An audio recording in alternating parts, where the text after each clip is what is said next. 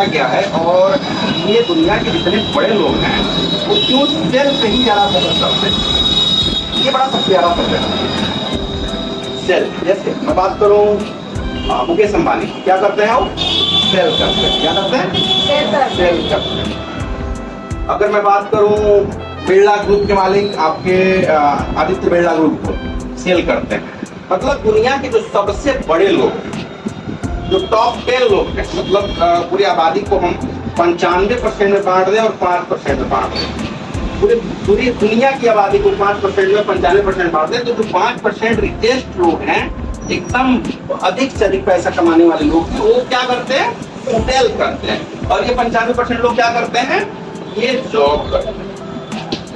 Job करने वालों की सैलरी का इंक्रीजमेंट क्या होता है? पूरे साल भर में 5% बढ़ जाएगा। जैसे अगर 5,000 की सैलरी है हमारी और अगले साल बढ़ना है सैलरी, तो 5% सैलरी हमारी बढ़ जाएगी।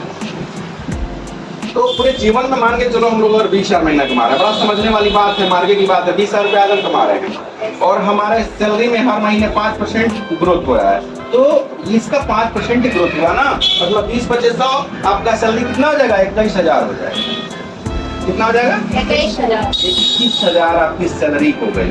लेकिन ये 5% जो इंक्रीजमेंट दिख रहा है, वो 5% से ज्यादा 10% तो महंगाई बढ़ गई। इन्फ्लेशन 10% क्या बढ़ गया?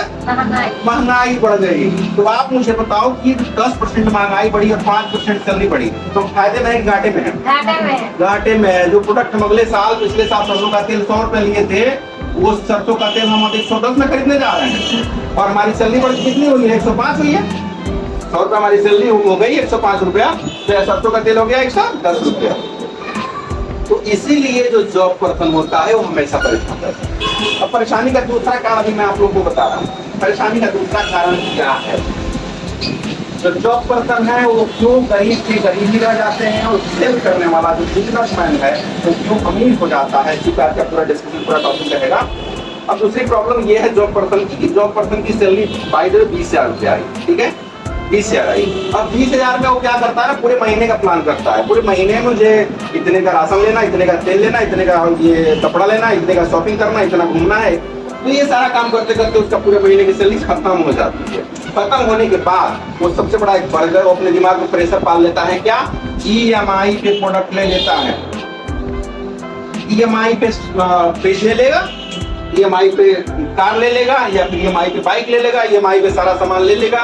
अब वो माइनस में जाता है। किसमें जाता है? माइनस में। मतलब उसकी जो इनकम थी वो इनकम तो बढ़ी नहीं, लेकिन अब वो माइनस का काम करने लगा। अब 20,000 रुपए में उसको ब्याज भी तो देना है उस पैसे का, तो ब्याज देते देते वो परेशान रहता है। इसीलिए जॉब जो करने वाला लोग होते हैं वो लोग बहुत अमीर नहीं बन पाते हैं। वो किसमें आ जाते हैं? 95% लोगों में आ जाते हैं। लेकिन जिनको बहुत बड़ा करना है, बहुत बड़ा बनना है, वो क्या करने वाले हैं? समझिएगा, इस पूरे प्रोसेस को समझिए, एक बार में आपका दिमाग काम करने लगेगा।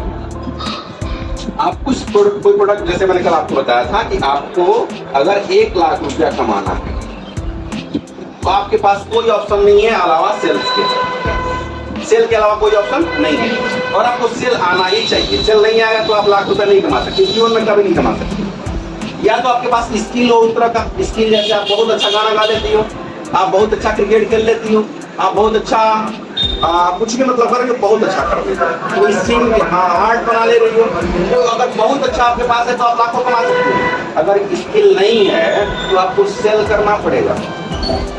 अच्छा, एक और खास बात यह है कि अगर आपने आर्ट बना भी लिया, आपने लाखों का आर्ट बना लिया, इसको बेचना पड़ेगा तभी तो पैसे आएंगे 1 लाख रुपया। अगर आपको गाना आ गया तो अपने गाने को बेचना तो पड़ेगा ना, मार्केट में उतरना पड़ेगा, मार्केट में उसका कैसेट लॉन्च करना पड़ेगा, तमाम मेहनत करने पड़ेंगे, यूट्यूब पे वीडियो बनाना पड़ेगा, फिल्म बनाना पड़ेगा, तभी तो पैसे आएंगे। तो सेल करना आना ही चाहिए। जैसे प्रधानमंत्री नरेंद्र मोदी साहब क्या बेचते हैं, क्या करते हैं? वो सेल करते हैं और अपनी सपने बेचते हैं। सपने, जैसे 2024 में मैं प्रधानमंत्री बनूंगा, अपने देश का नक्शा ऐसा रहेगा। सपने बेच रहे हैं, समझ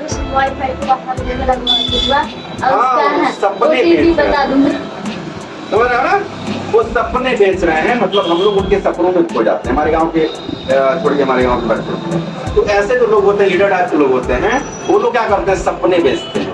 वो ऐसा दिमाग में सपने डालेंगे कि लगेगा कि हाँ ये तो बिल्कुल सही बात है। तो कुछ ना कुछ बेचना पड़ेगा तभी हम 2 लाख को कमा सकते हैं, और बेचने में कठिनाइयाँ आती हैं, बेचने में कठिनाइयाँ आती हैं। और जो इन कठिनाइयों को झेल लेगा वो वही आएगा, इसमें आएगा बताइए, इन 5% लोगों में।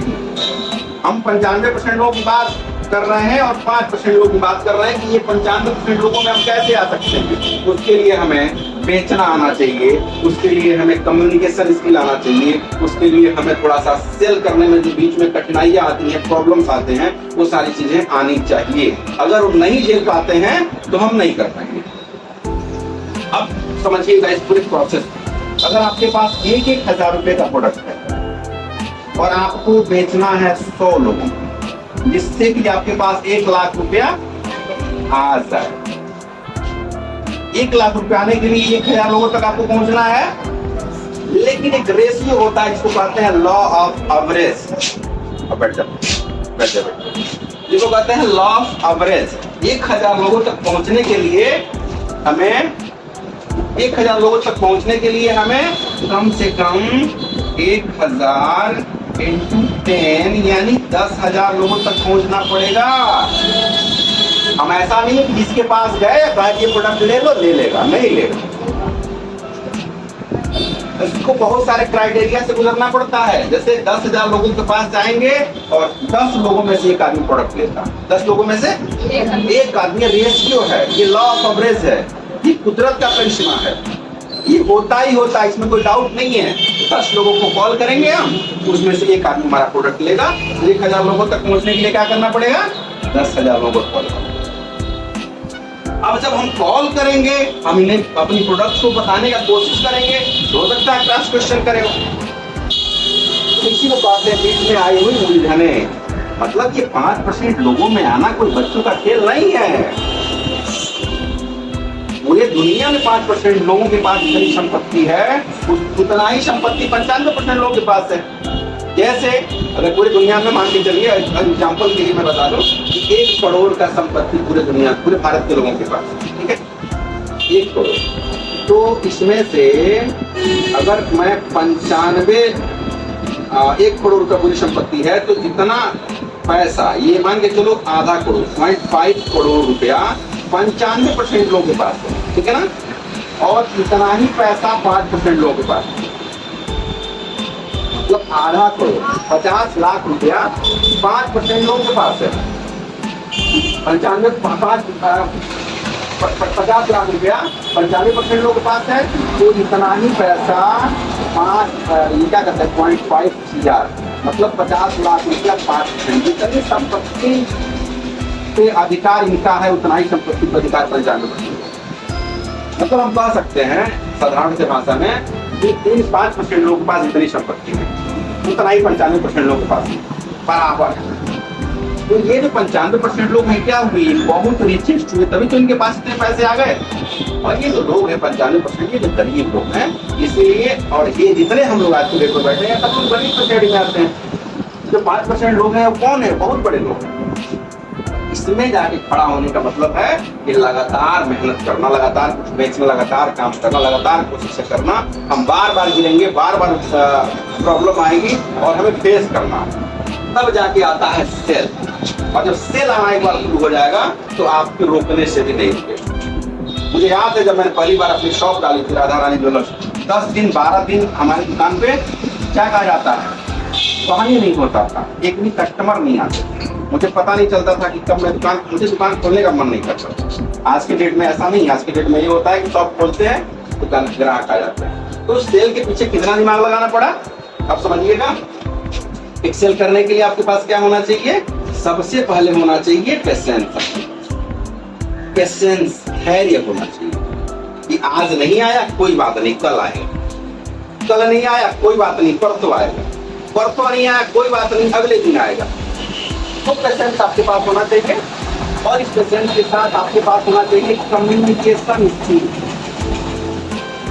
कम्युनिकेशन स्किल बड़ा शानदार स्किल है। कम्युनिकेशन स्किल का मतलब कि जो भी हमारे पास ग्राहक आए, हम मुझे इतना पोलाइटली बात करें कि वो आज नहीं तो कल हमारा ग्राहक बने। आज नहीं तो कल हमारा ग्राहक बने। अगर हमारा ग्राहक बनता है आज नहीं तो कल, तो हमारे कम्युनिकेशन स्किल कम से कम बनेगा। आपको पास पेशेंस होना चाहिए, कम्युनिकेशन स्किल होना चाहिए। तो एक दिन मैं अगले दिन क्या करूंगा, पूरे पेशेंस में आपको समझाऊंगा कि पेशेंस में क्या क्या होना, कम्युनिकेशन स्किल में क्या क्या होना चाहिए, वो भी आपको बताया जाएगा। और तीसरा जो इसका खास बात होता है वो होता है क्वालिटी। क्वालिटी आपने क्या रखी है, आपका जो प्रोडक्ट है वो मार्केट में किसी की प्रॉब्लम सॉल्व कर रहा है कि नहीं कर रहा है। जैसे आप लोग का प्रॉब्लम थोड़ा सा हो सकता है सॉल्व हो जाए कि हमारे यहाँ से आपको सैलरी मिले। आपकी प्रॉब्लम थी छोटी सी और आपको पता चला कि यहाँ सैलरी मिल सकती है, तो आप लोग आ रहे हैं, तो क्या वो प्रॉब्लम सॉल्व हुआ? अगर मैं केवल आपसे कहा था कि आप आके बैठो दिन भर चले जाना, तो क्या आप लोग यहाँ पे आते? यहाँ से कुछ उम्मीदें हैं आपको, तभी आप लोग आ रहे हैं। तो ये होता है प्रॉब्लम सॉल्विंग। जैसे आप जो क्वालिटी ला रहे हैं अपने प्रोडक्ट में, वो प्रोडक्ट कितनी क्वालिटी वाली प्रोडक्ट और उन लोगों की प्रॉब्लम सॉल्व कर रही है कि नहीं कर रही है।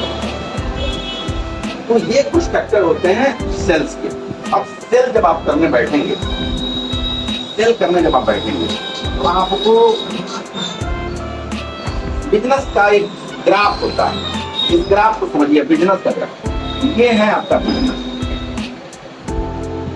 ये है आपका बिजनेस। और ये बिजनेस के ग्राफ को आप अगर समझ लें, ये बिजनेस को 2 पार्ट में बांट देते हैं। इसमें हम लिख लेते हैं ये हमारा है रिजल्ट, ठीक है, ये परिणाम है, ठीक है। और ये इसको हम लिख लेते हैं संघर्ष, मतलब हार्डवर्क। इसको आप 2 आसानी से, ये रिजल्ट है, परिणाम है, और ये है आपका हार्डवर्क। बिजनेस का ग्राफ है। आप शुरू में जब बैठेंगे काम करने के लिए तो परिश्रम बहुत बड़ा करना होगा। परिश्रम यहाँ से लेकर यहाँ तक का आपको परिश्रम, मेहनत बड़ा करना पड़ेगा। और रिजल्ट कितना मिलेगा? छोटा सा।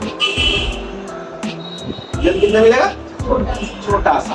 फिर आप देखेंगे कि ये जो मेहनत है थोड़ा सा कम हो जाएगा अगले 1 महीने के अंदर। मेहनत थोड़ा सा कम